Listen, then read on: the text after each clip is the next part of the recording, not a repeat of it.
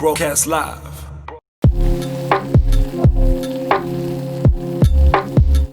Hey, yo. Malume Slikour. Sleagy. Izinja the game, izinja the life. Sibheka la izinja zokulahla, izinja zokulahla.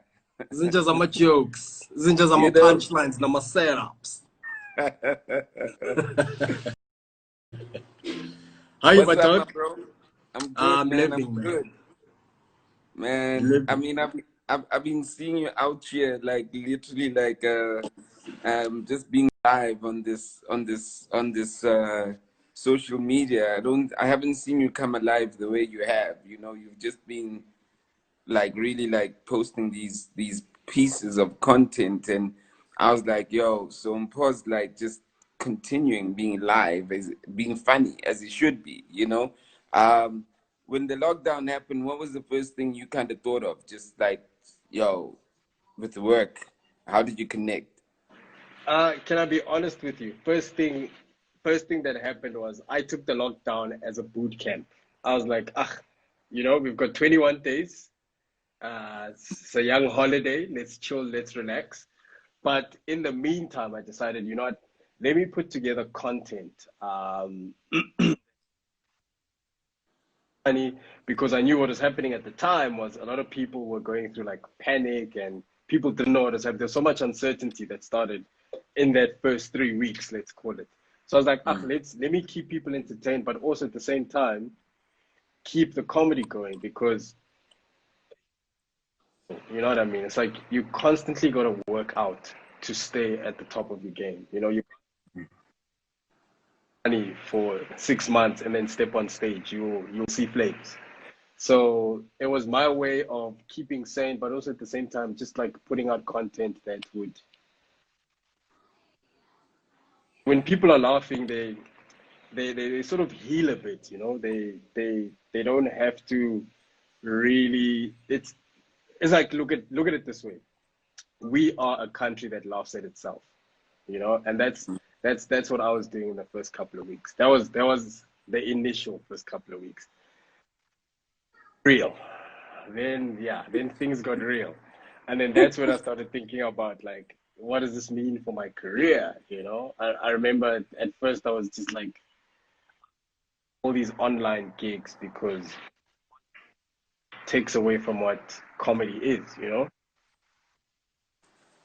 Rapping from your house, dog, you know, and you're going, yeah, I couldn't pay the bill because Ben Hlu again. Yeah, you can't. It's not the same energy that you would give when you're on stage. You know, now you're in your bedroom, you're standing there. I'm gonna pay the. It's not the same. So initially, I was refusing the first couple of online gigs because I kind of felt like we understood how online worked. It just didn't work for comedy, you know. Comedy's a tennis game. Hold on for a second. I just think that you keep on cutting, and I don't know where you're standing. You know, is that the best signal place? Sir. So You what? So I don't know. It's like you're swearing all the time. You say words, and then you go, and then you keep going. You know. All right. So are you Bluetooth? Let's try. Yeah, I was Bluetooth. I think it's the AirPods. Yeah, no, you must charge your batteries, eh? Can you hear me properly now? And now you are clear. Now you are clear. Zinja's a game, Zinja's a life. You are breaking off the whole time. Aski Simone. Thanks, Kagi. I bought these by the Plaza once. You can see a Plaza movie.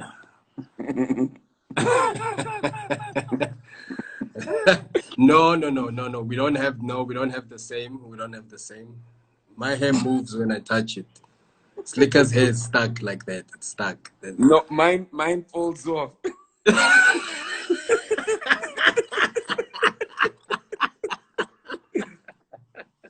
Shit.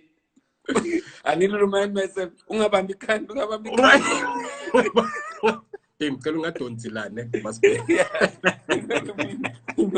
when I comb, I literally like I literally can't do this thing. I must comb equal, you know. Because all the time I'm looking at my hair like this, Me and my have a one-to-one like this. Because so that. Okay, So everyone's yeah. But you're the South African version of Blade. they're gonna tease me because they think that you're gonna hit them back.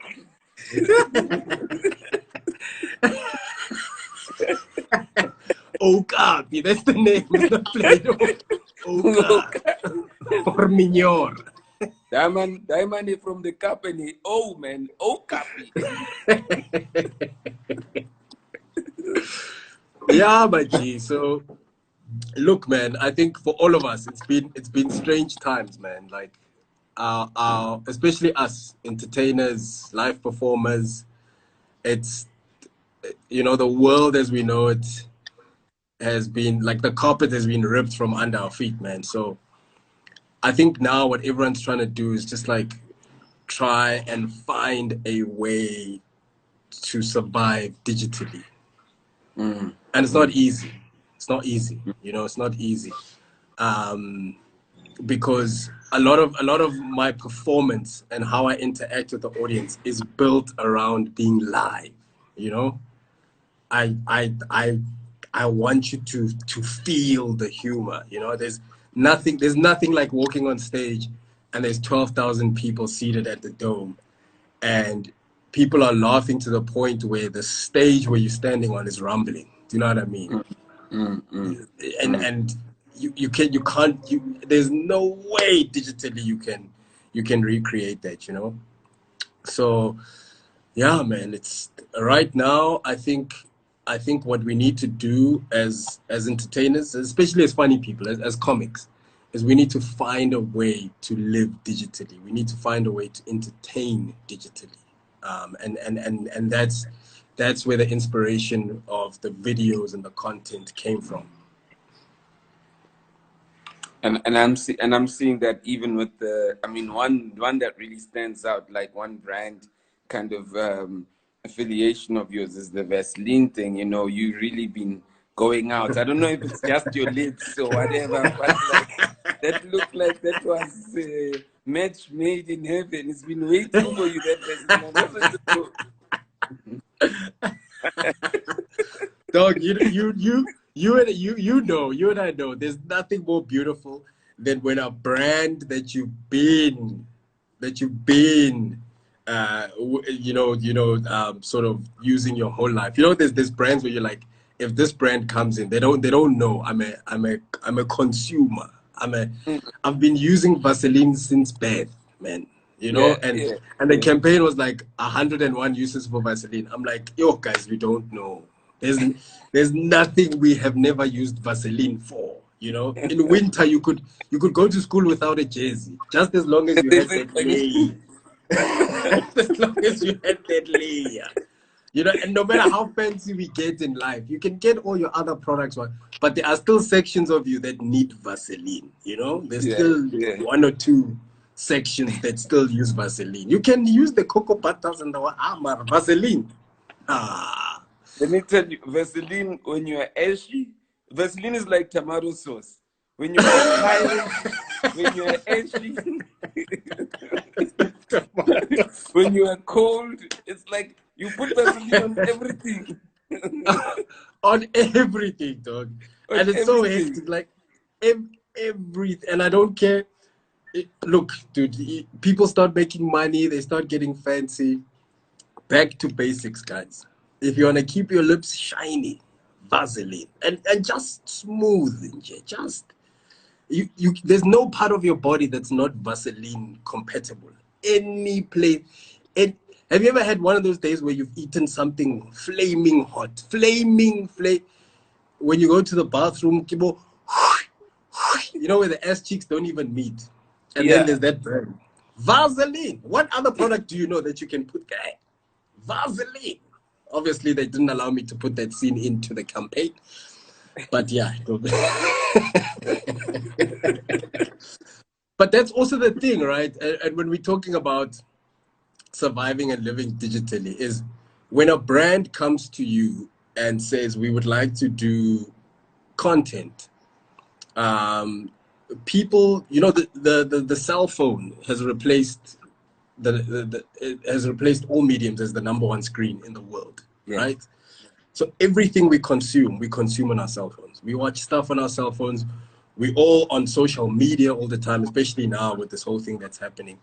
So brands are no longer spending money on big ads for TV. You know, they're no longer taking out the 6 million rand and doing this big TV ad. But what they're doing is they're taking that budget, they're chopping it up, and they're sending it to macro and micro influencers. You know, and I think what they want is for people to sort of deliver it in their own style. You know, if someone knows me because I'm funny, whatever brand I'm dealing with, there has to be that undertone of humor way, you know. Slikour. Hey, are you back there? You were frozen, my brother. Your face moved, but the hair stayed here. No. Now it's back together. It's the freeze. You know the freeze. Please. So that's all that just happened. Like, I think you're the only one from Squatter Camp who still has his hairline, if I'm not mistaken. No, you'll be impressed. Names and Bozza still have the hairline more than me. Bozza? I'm gonna double check. Listen, we've been taking care of ourselves, boy. Don't you worry about a thing. Sabah. No. I noticed. You know when you see oaks are chubby and healthy, then you know, oaks are looking after themselves, man. Even when they chubby good chubby. Yes. You're the only one that hasn't gained weight. Who, me? I've gained muscle, that's it. Aich Izinja. Preparing for fatherhood. So be time, Donna Lizing Joyeli. You must, boy. You must. Hi. I can't be sitting there and interview with these young kids and then puppies. Already bang so uncle.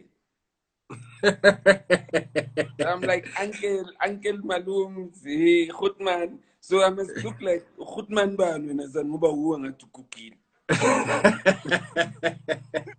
You know, it's so hectic in entertainment, and I think that's something I want to ask you is, you know, at some point you're the star, you know, you're the star, you're the guy that everyone's like, yay, Slikour, hey, and then at some point you become Ikhrodman. You know, how weird is that transition? You know, how weird is that transition where it's like you were the guy that was entertaining, then all of a sudden you're the guy that everyone's like, Grootman, Grootman, you know, I'm doing this. Can you listen to this? You know, me what? And you're like, but I was you just now. How weird was that adjustment for you? You wake up. I think it's like symptoms of some diseases. You know. Doctor. One person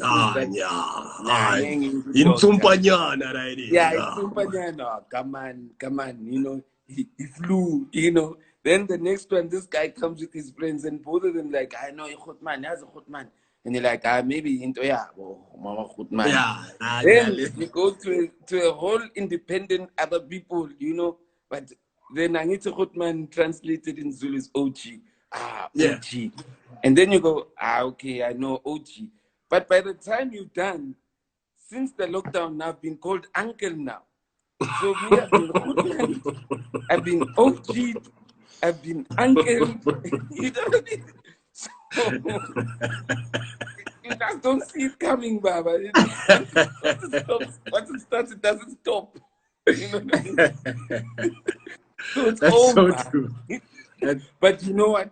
What I always say is that, like, there were guys who were in the industry who were older than me. Yes. Who called me a Khutman, but they came in late. So you called Khutman not only based on your age, but on how you came in the game. Yes. You know?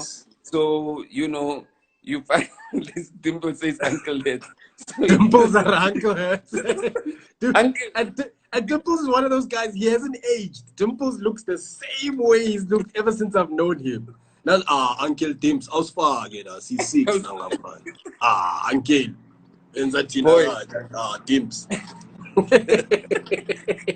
it's a real thing. So yeah, but it's one of those things where like you know, I'm just not. The next step is umkhulu. Yeah, that's The next one is umkhulu. Lifetime achiever, as they call it. Yeah, you know, lifetime achiever.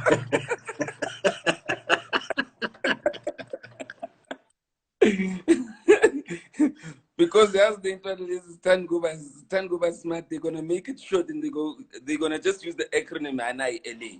Like LA. LA. And they don't tell you. They don't. When are you just trying to figure out in LA? You're asking people around in LA one. You find out 6 weeks later. Oh, lifetime achiever. Lifetime achiever. Boy. So for me, it is what it is. I think people I take it as it's a positive thing to a certain extent, because that means that people have seen you for so long. Yeah. And that's what they base it on. They don't base it on your age. Because like I said, I know guys, for me, these guys were older than me. I mean, when we were doing shows and booking these guys, we're like, yo, lo muntu lo nuna 30. You know, you can imagine. Lo muntu lo yolandi 40. This is a long time ago. And some of these niggas is old as fuck. You know what I mean? But like they call us Khutman, you know, because of how long we've been in the game. Game, yeah. It's like, you know, it's like aging in the industry is different than aging in real life. I don't think unless you are shutting down the kids, then like, you know, I'm a Khutman, I bet. I'm a Khutman, don't you get that with comedians, where like comedians are trying to like school you, you know, like going, no, Mfana, this is not how you joking, you know? I do, and what's happened is you know, funny enough, we're talking about this Grootman hierarchy. Sorry to cut you. The other thing is, which someone just said, old as fuck. But carry on. That's the worst. The nigga old as fuck. What do you know about it? What do you know about an 808? Old as fuck is when screws are trying to tell each other, nangle out, konjubai. Man, ile. How the fuck am I supposed to know? What is old as fuck? That's the nigga's exit to say he doesn't know shit. It doesn't know shit, dog. For me, I think it's weird, because when we started comedy, you must understand our industry is tiny, dude. Our industry is very small. So when we started comedy, there was a handful of OGs, you know, Joey Rasdin, Kagiso Lediga, David Cow, Lois Okola, Tumi Morake, Chris Forrest, John Flismus, Trevor, even Trevor and Eugene were just behind the legends, you know. They were those guys that really, the pure Monati crew, as I'd like to call them. And they were our Grootmans. Then you know, came Bo Eugene, Bo Trevor, Loy, they were part of that bracket. Then came us, myself, Skumba, Robbie Collins, Mojack. And we've always had like this sort of order in the game. And then with the emergence of the internet and social media and videos and what, now there's all these kids that are popping out here, what. This one's got a trending video. He's got 100,000 views. Now he's calling himself a comic. You know, now he's trying to dictate to the others. And then there's these boys that are trying to introduce this flash life into stand-up comedy. I'm like, I've got this, I got that. And we're like, that's not the game, you know? That's the comedy is not, it's not like hip-hop where you're flossing, where you this, I've got. Comedy is about how vulnerable you can be to your audience. It's about how you can actually step on stage and go, this is who I am. These are my flaws. Let's laugh at them, and then let's laugh at each other and with each other, right? And what ended up happening is these youngsters, these young cats, these guys that were coming into the game were literally coming in because they were like, ah, this is my fast track to fame, you know. I want to be this, I want to do this, I want to get an ad, I want to get this. So often the questions you'd ask is like, hey man, how did you score that ad campaign with My Way? Hey, how did you do this? Hey, how can I get to be famous? And it's like, comedy is not like that, man. You got to put in your 10,000 hours, dude. You know, comedy's a rough sport, dude. It's a game of ukarwa shela every time you step on that stage, you know. You can be rejected like this, and there's no bigger rejection than a comedy rejection. And our South African audiences are at least nice, you know. When you die on stage here, you know, people just look away or they keep quiet, and they just make subtle sounds like itch. Overseas, when you die, people heckle you. Or they can hit you with this, hey? Yeah, they hit you with this, or they hit you with this. And Yeah. there's nothing worse than seeing 600 people just doing this. You know what I mean? So, in order to get to a point, dog, it's rough. And you have nightmares like that, though. You do, dog. There's nothing worse than dying. Hey, dying will make you reevaluate your life. Why? I've had nights where I've died and I drove home and I didn't even switch on the radio. You know when you're driving home, it's a 40-minute drive. You just so quiet. All you can hear is tire and tarts. And you're just like, marwanga katang skela mar. Pega manch.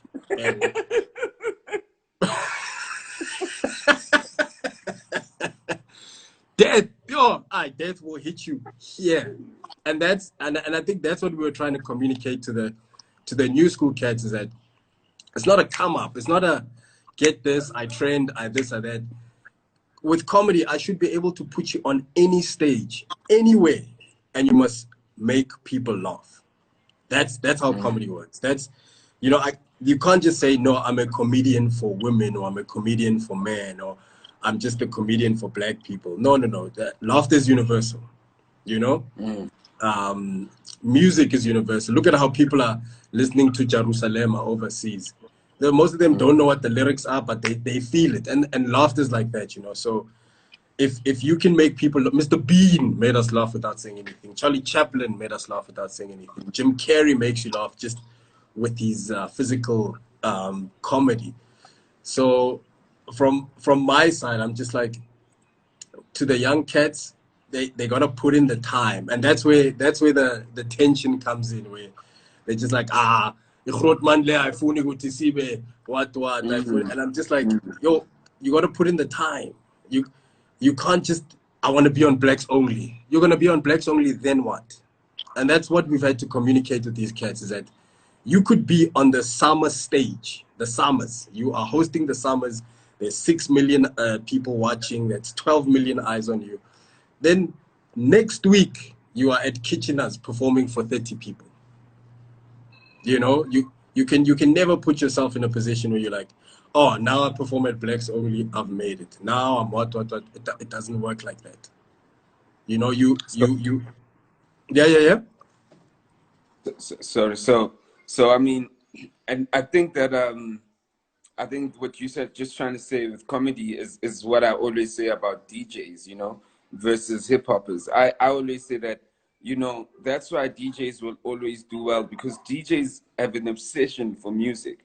Whether it's a house DJ or a hip hop DJ, you literally need to care for the music. You know, you can't come in and play a set, but you've never ever heard the song. Milkshake can't SMS Dimples and say, Never. You literally have to be connected. But the difficult with being an artist is that you probably do love music, but then you get connected to success.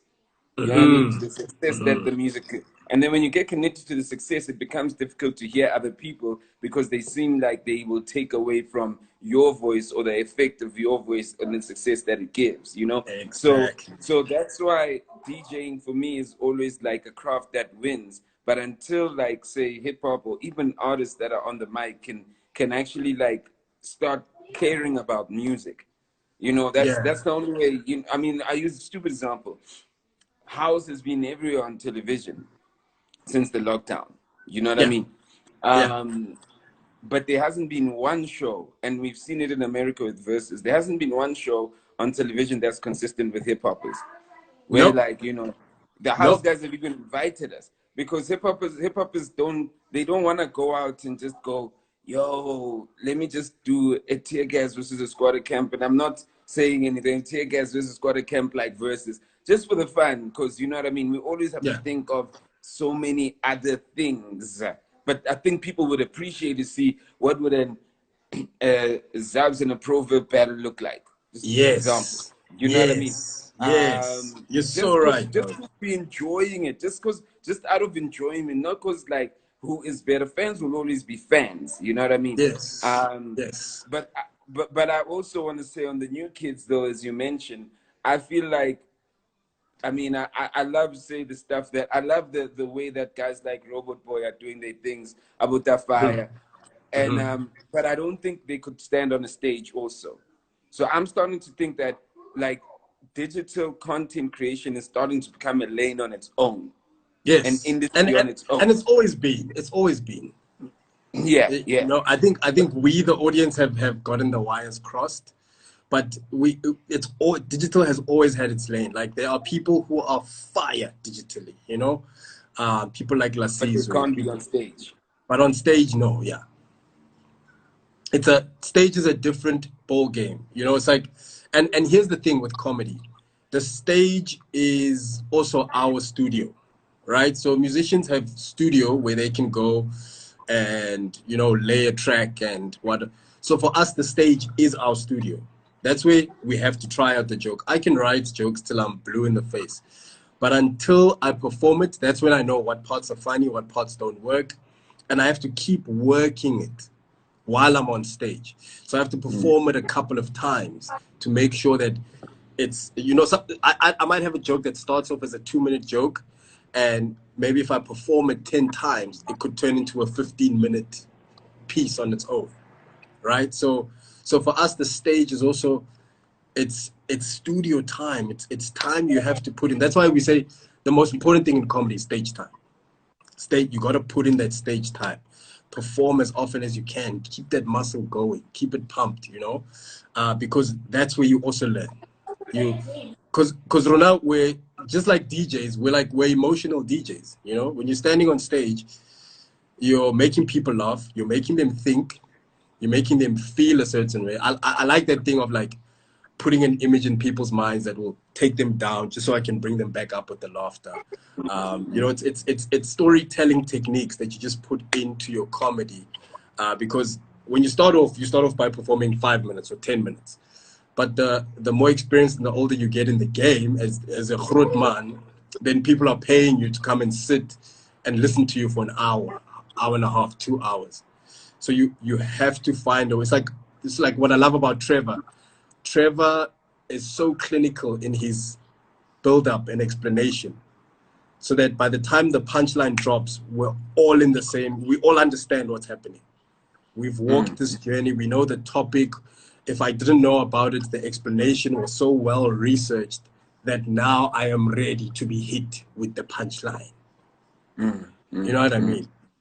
So yeah, man. Yeah. Sorry, I'm reading comments here. Lebuma. Zondi, you're right. Stand-up comedy is the hardest art form. It is. It's But like, before you read your comments, here's what, because I wanted to link that to you. I mean, you said something very important. You said that a joke can start from 2 minutes and it can end up becoming 15 minutes. What I want to understand is that now you've got a stand-up show that's going to be on television on Mzansi tomorrow, yeah, right? By the time you as a comedian are literally are literally making people watch a stand-up show on television. Now remember, those people are just watching it. Are you literally like, how well does the content have to be finessed for you to say, okay, I'm ready to get it onto television? Because it might be a joke that you're still working on. yeah, Do you know what I mean? yeah.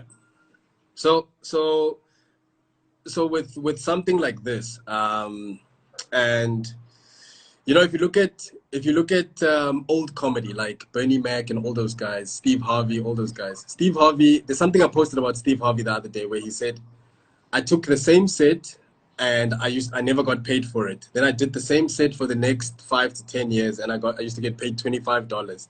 And then I did the same set and I got paid 25,000. Did the same set, made 100,000. Did the same set and made $6 million. So what people need to understand, and there's a lot of people who follow comedy and they'll go, but it's the same jokes. That's not often the case. Yes, it might be the same, gag, but over time there's so many things that you can add to that gag. So many things happen that you can incorporate into that material.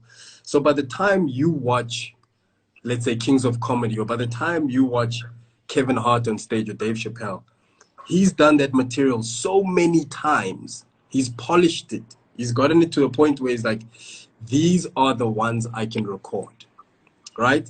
And whatever's new, he'll add it. But you'll realize that the new material is not often as long as the old material, right? Because that's gags you're comfortable in. You can sit in them. You know, okay, like in my special that's coming up tomorrow, I've got a bit about flying business class. And just that gag alone is, I think, it's 16 minutes long. And when I first told it, it was a 2-minute gag.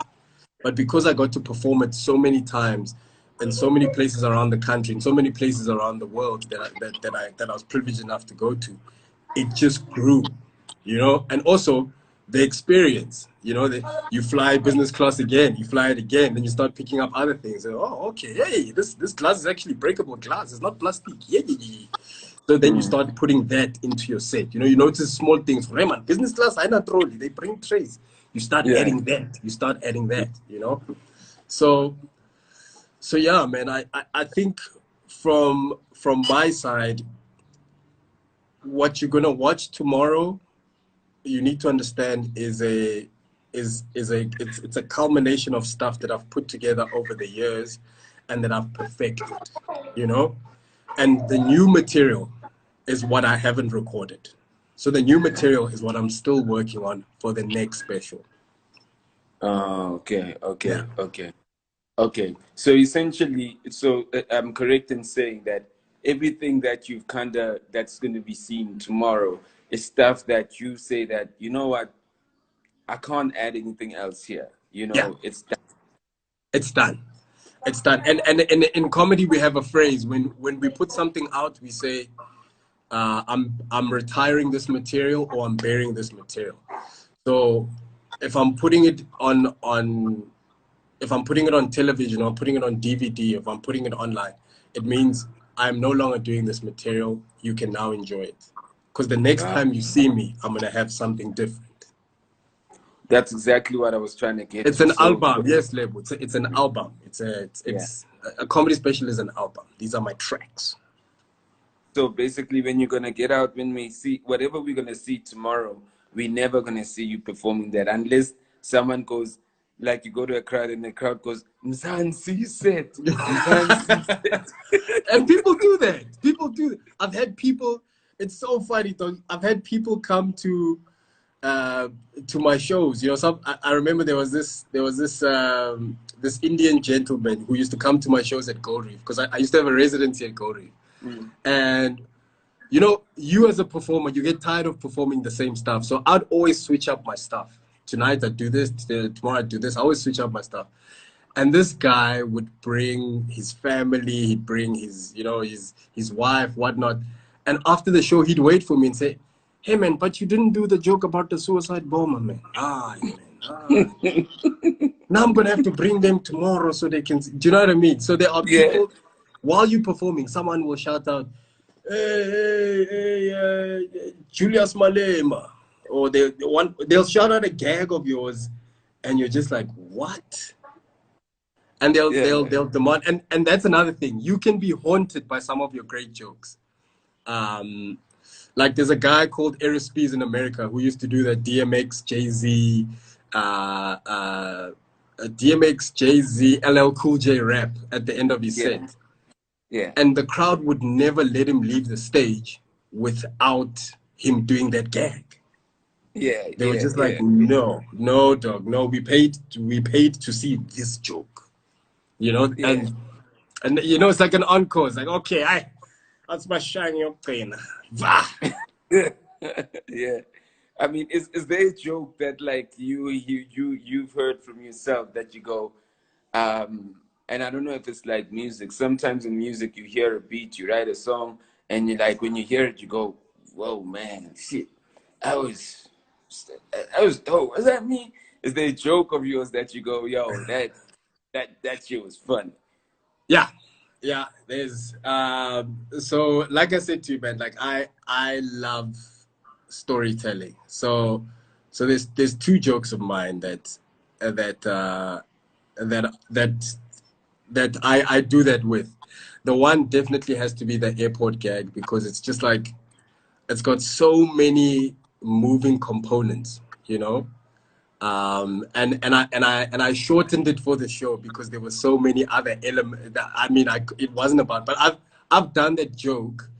I remember when I was in Switzerland, I performed that joke for 25 minutes, right? Mm.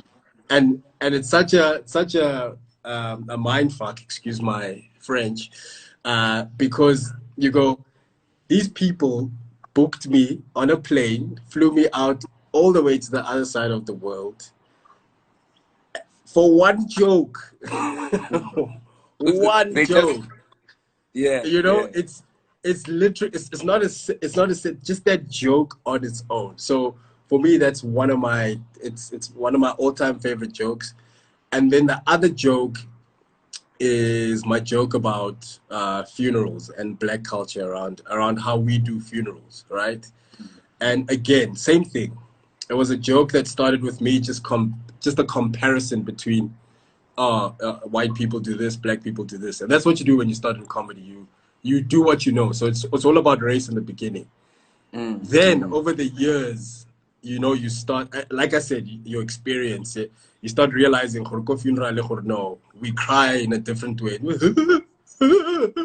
You start adding that into the thing, you know. You know, you start going to funerals where the pastor doesn't know who's in the coffin. Yeah, nee, this guy was a good guy. Let me tell you this now. This is a stand-up guy in here. Whatever the Lord says in reference. You know, you start seeing all these things and the choices of topics at funerals, and how people don't want to talk about what killed the person if it was a disease that's too taboo to talk Yeah. about.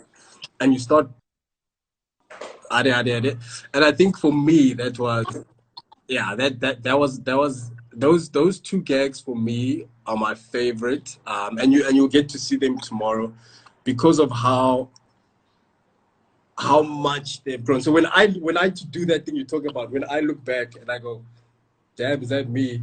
It's because I'm seeing everything that I've managed to put into those gags.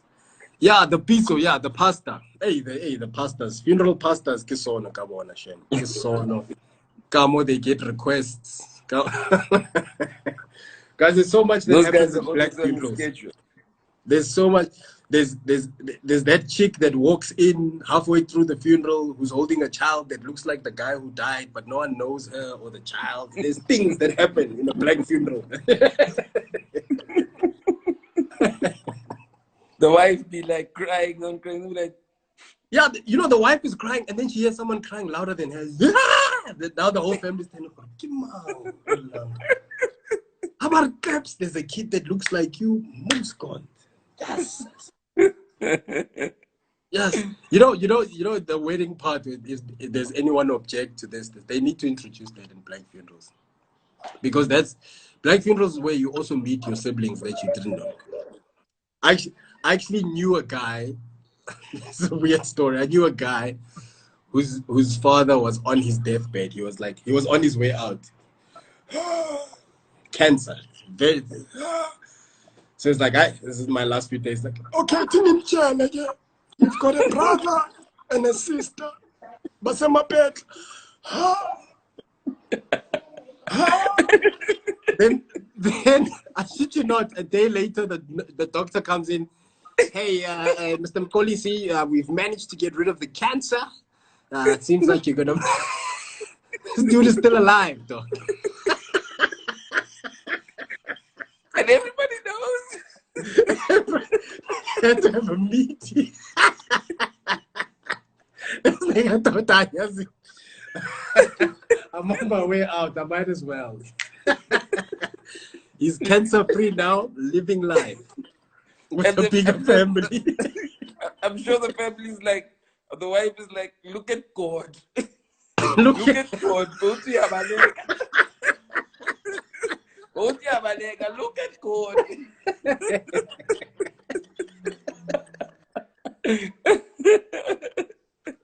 Oh, snap, dog. True story. And that, you see, that's the thing about comedy. It's often the funniest stuff.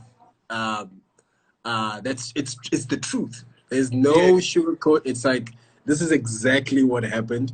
And sometimes that's also hard to translate, you know. It's hard to take something that's funny and perform it on stage, you know.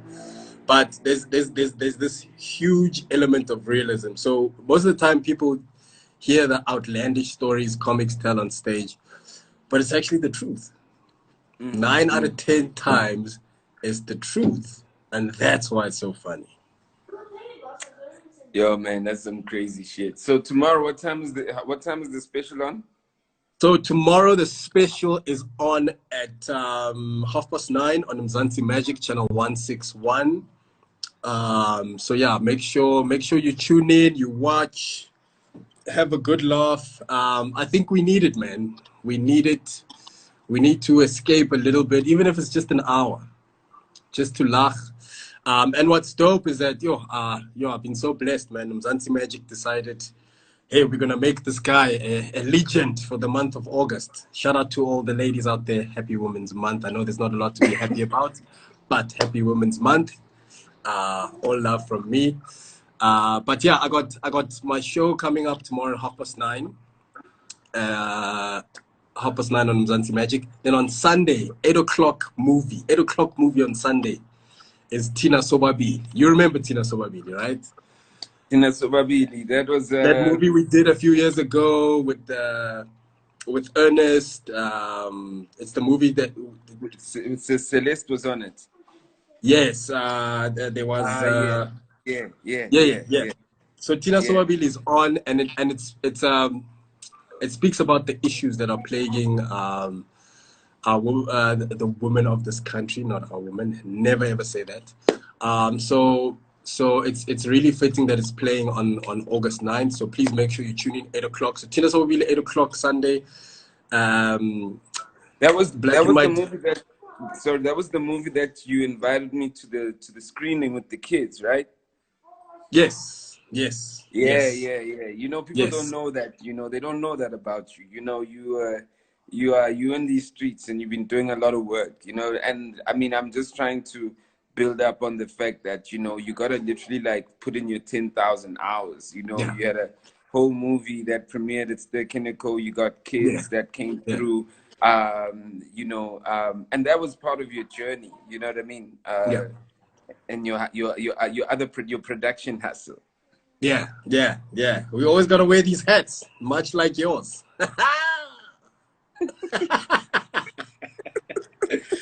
You know, so yeah, man. And then next week, dog. Next week, Saturday, same time, 9:30. My first ever one-man show is also playing on Mzansi, which is Exhibit A, which I did in 2015. Yeah. Oh wow. So yeah. So guys, please watch tomorrow. Have a look-see, watch, comment, share it. Let's have a good time. Yeah, man. Let me ask you one more question. Yes, sir. I mean, I know did you grow up in Forsla? I grew up Kofoslo from the age of 0 to, let's say, 7, and then I moved to Soweto. Then I moved to Soweto, Zone 9 Middleland. Kastamagasi M9, in the fire. Sugama Pepper Salama Cat Bokits. From the age of 7 till I was about like 16. Then mom and I went to live in Mondio. Yeah. Okay. So those are my 3 hoods. First Loras, Soweto, Mondio. So for me, I mean, like, I'm assuming, when you grow up in the hood, there's a lot of funny cats in the hood, and Yeah, you know, comedians in the hood is Irama Simba, you know what I mean? yeah, yeah, yeah, That's that, yeah, yeah. that's that. Where did you who did you see this thing from? Like, and you're like, yo, this is, and I know it's probably innate. Where do you think you get it from? Dog, from my side, honestly, it's my family, man. It's I grew up in a funny house. And Besquarana. And like you say, Ekasi Mapuma Ngaphandle, that was your weapon. I've always been a skinny kid. So my weapon has always been here and here, here and here. Yeah, And my grandfather was deadly with it, son. yeah. So my older brother would be the guy who would just say a joke, or hey, where now one day, this, that. And then my grandfather would take it and extend it. He'd add parts to it. Now people have been laughing at you for 20 minutes. I mean, you're 6 years old, dog.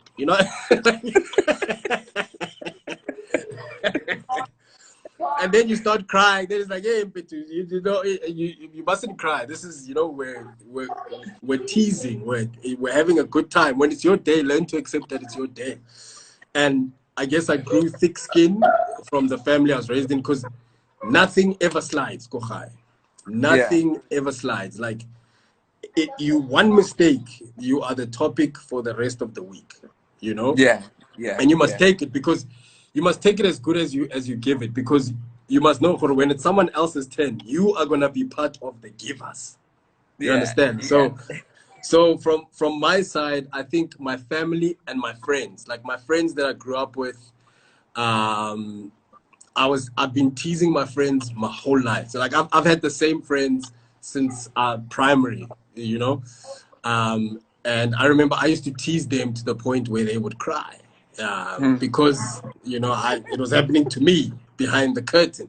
But then You they got to abused back home, so you were taking the abuse outside. hurt people, dog. Hurt Yes, people. broken people break other people. So I used to, but now my friends, my group of friends, deadly, dead. And I'm not talking about my comic friend. No, I'm talking about my friends that I grew up with. Every single one of them is deadly. They're like, Yeah. if you had to sit with them and your hair's just not right, Kosha, Baba. Kosha, we are on you for the next 3 hours. Oh shit. You know, man, those days are crazy. I know those things. Those are the snappers, Yeah, the snappers. bah, and then like you think that's a golden moment, then another one comes in, and it's like yo. Then the conversation continues, and you think, no, things are normal. 10 minutes later, someone brings back another Swasha. Yes. Oh shit. Man, I'm so happy, but it's nice though that like you've just packaged it. That's the beauty of it, that you've just packaged it to become a career, to become a business, to become a brand, Yeah, that's just amazing. And not a lot of cats are able to do that, and get it to that point. And yeah. you've really done a great job with it, like in these streets, man, And Thank I you, think brother. tomorrow definitely will be looking forward to watching the special. You said half past Thank you, seven, Magic. right? Half past nine, Mzansi Magic. And you just touched on something that's very important, and that's what I always make sure with the young guys. And when I say young, I mean people who have been in the industry fewer years than me, that I'd mentor or speak to. I often make it a point to say, guys, there's a difference between comedy and the business of comedy. It's one thing to be funny, but you got to understand that there's a whole business behind this. There's a whole way in which you sell tickets, you interact with people, you do corporate functions, you build a brand, and that's, for me, that's whenever I have an opportunity to mentor, which I have. There's a lot of cats that I mentor, that I've worked with over the years, that I still work with. my biggest thing is making them understand the business of comedy. And I think it applies to even these artists. Anyone can rap, but you know, there's a business side of it. Anyone can make a song. There's a business side, you know, and people like to say, how did this guy get on? He's not as talented as me, because he understands the business of what he's doing. There's a business behind this. I mean, I'm sure the cats that you like you say, the cats that you grew up around, that you go, I'm fun. But if this guy could just be given a stage, he'll fuck shit up. If this, you know, and it's funny. I often say that, especially about my family, man. Like, my older brother is the deadliest cat you'll ever, like. He's 30 times funnier than me. Yeah. But you know, he's a banker. That's his thing. He loves finance. You know, so there are guys that are out there that are just like pound for pound the funniest guys you'll ever see. But they are not in the business of comedy, and they'll never take their raw talent and package it to the point where it's a special or it's an album or it's a this or that, you know. So at least we know that when you are tired, you can just go back home and you can just steal your jokes from your banker plan, you know? Is your grandfather still around, or do you leave any jokes in Israel? Sadly, man, my grandfather passed on, and sadly as well, my grand passed on like a month ago, and she's the one person I dedicate my special to. You know, obviously everyone in my family has been to the show and they know. So Mang Paisile, yo Mpho Popps. So she had me once. Like,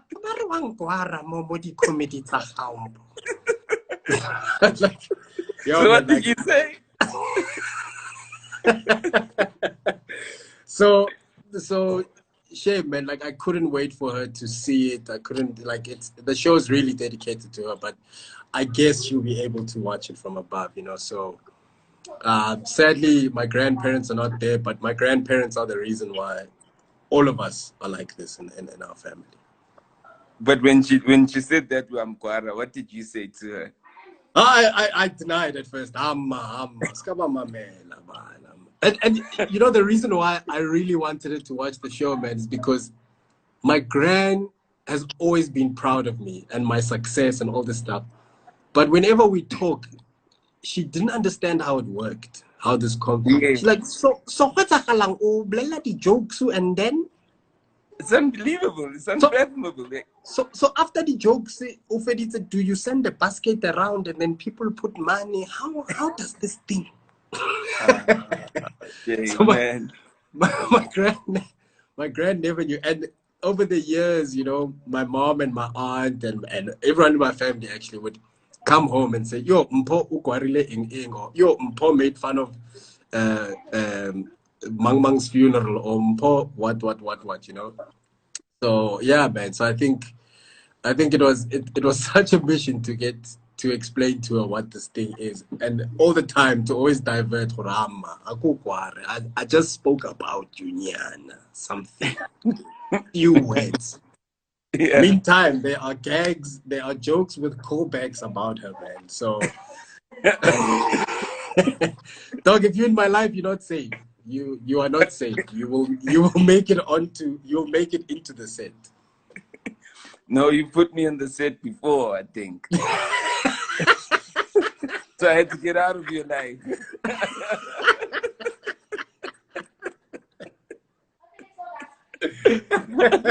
I remember there was a time we had Gold Reef and I was looking at you and you were like,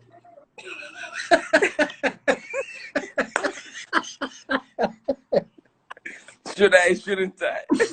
Just like, and there's no way to run, man. You know, once someone's on stage and they start going on, the light comes to you and it's like, and then people around you look at you. Hey, dog.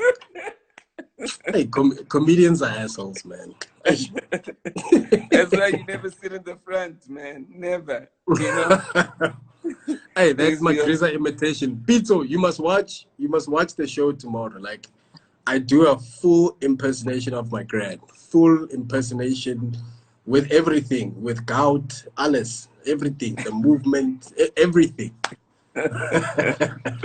Oh man, that's so great, B. Yo, B, good luck, man, for everything. And I mean, Thank during you this so time, much, my brother. obviously, I hope that Thank you so much, man. I hope things. I hope things open up more. With anything, I mean, I saw that other comedian. How can I forget his name now? Mark Loiso Lottering. I Madinga, mean, Mark Lottering, yes. I saw how he did, you know, with these regards to his sales, and I just also just put it to the fact that I mean he's got a whole show, an amazing show from what I hear, you know, and he's also not overexposed on social media, you know what I mean, Yes, yes. as is, you know. So look, man, I think there's gonna be a way. Are you working on new material now? Yes, I have been. So that's also another thing. You can't put out a show without you having another one in the chamber. You know what I mean? So the reason I was doing the tour and I wanted to end the tour is because I had a next show, you know, that was, I think before lockdown started, 70 or 80% complete. So I do have a new show, and as you mentioned, Mark Lottering sold 17,000 tickets online with no overheads, dog. No overheads, no stage, no whatnot, no. So le mali yakhe yonke. You do the math. $80 times 70,000. So yeah, man. So I think that's the plan. Is I really, and I've been watching a lot of guys and how they do it. I really want to get it right. You know, I didn't want to rush to do an online show, because once you do online once, that's it. You can't come back online next week and do. You know, we had the privilege of, I can perform in Cape Town, I can perform in Durban, I can go to Witbank, I can go to Nelspruit, but now online is one shot. You know. So I am working on an online show, and I want it to be interactive. I want to feel people there. There's nothing worse than performing to a camera, you know? So I am working on that. And then from my side, dog, I just wanted to say thank you, man. Like, what people don't understand is you've been there, you know? You've been a part of my journey. You've been a part of my success. You've been a part of my entire story. There's so much stuff we've worked on. You've known me since I started, you know? So I just want to say big shout out to you, man, and thank you for being a part of my journey, man. Shout out, B. Thank you. You know, Dumazi Funda that asked me, you or Dave Chappelle, who's the best? I am the best, man. I'm the best. I'm the best. Dave Chappelle's not real. It's not a real human. It's not a real human. Dave Chappelle's the greatest comedian of all time. Fuck it. I can't. God damn. Dave Chappelle. No, but Dave is he gets into, the thing is that Dave literally like speaks the truth at times. Yeah. Like, and you can see sometimes he doesn't polish it on purpose. He just wants you to hear the last one when he opened an Instagram account. He just wanted to just like, yeah, use the comedy platform to talk his shit. Yeah, you know, because there was no jokes in the last one. It was 27 minutes of hard facts. That's it. You know, and Dave Chappelle can do that because he's comfortable. Dave Chappelle started performing since he was 14 years old. He started doing stand-up at 14. His mom would drive him to shows. So he's got 40,000 hours, not even 10,000 hours. So he's a comical genius, you know? And that's what gives you that comfort to walk on stage and to go, today I want to make a controversial joke about A, B, and C and still make people laugh. No, and also sometimes he's sarcastic. It's not like a laughy laugh. It's just sarcasm, you know? Yeah. You know? Man. Yo, B, take care of yourself, man. Good luck for everything. Take care of you, man. Do the same. Take care of you and that hair, man. Remember, don't sleep with it on, B. Nigga, I sleep with the Duke. Some niggas do it for waves. Nigga, I do it to save the hair.